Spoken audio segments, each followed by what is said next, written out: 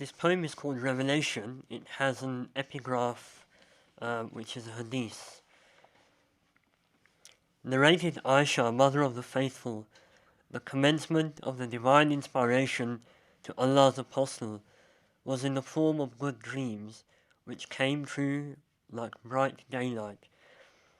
And then the love of seclusion was bestowed upon him.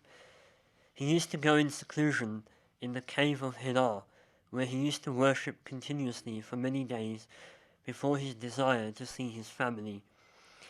He used to take with him the journey food for the stay, and then come back to his wife Khadija to take his food likewise again, till suddenly the truth descended upon him while he was in the cave of Hira. The angel came to him and asked him to read. The Prophet replied, "I do not know how to read."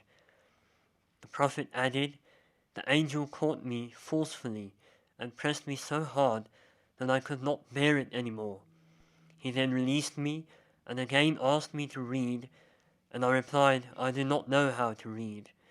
Thereupon he caught me again and pressed me a second time till I could not bear it any more, and I passed out.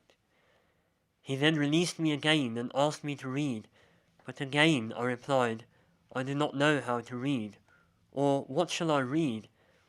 Thereupon he caught me for the third time and pressed me, and then released me, and said, Recite, in the name of thy Lord, who created everything, who created man of coagulated blood. Recite, for thy Lord is the noblest one." Imam Bukhari, Sahih Bukhari, Book of Revelation. It was such a strange time when all form of worship was bleary-eyed and all devotion had completely lost its vision.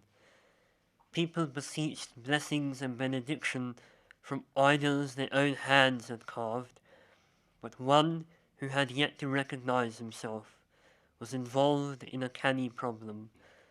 So he bore the cross of such insatiate griefs. He is not of them. Who would he be, far from the city of Azar? He granted all his moments in time to the dreamy stillness of the cave of Hira, to taste the tormenting agonies of anonymity.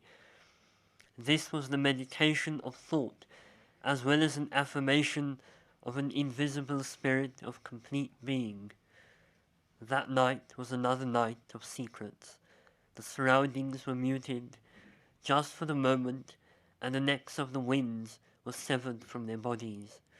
The heartbeat of the stars had momentarily paused, as if the pulse of their very existence had ceased, and the receding moments were stilled into fright.